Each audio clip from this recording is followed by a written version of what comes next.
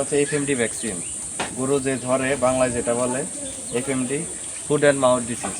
গরুর মুখে এবং পায়ে ঘা হয়। যাই হোক, আপনারা যারা খামারি আছেন, গরু ছাগল লালন পালন করেন, অবশ্যই আপনারা এফএমডি ভ্যাকসিনটা করে রাখবেন। এখন হচ্ছে এফএমডি ভ্যাকসিনের সিজন, ম্যাক্সিমামই দেখা যাচ্ছে ফিল্ড পর্যায়ে এই রোগটা হয়ে থাকতেছে। যাই হোক, যারা সচেতন খামারি আছে অবশ্যই ভ্যাকসিন করে রাখে যেন রোগটা না হয়।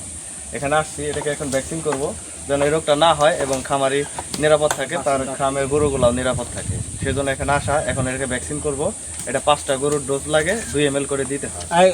যাই হোক, আপনার খামারে ভ্যাকসিন করে রাখবেন এবং যে কোনো সমস্যা অবশ্যই যোগাযোগ করবেন এবং প্রয়োজনীয় যাবতীয় যে কোনো পরামর্শের জন্য যোগাযোগ করবেন। এখন দিব, দেখতে থাকি।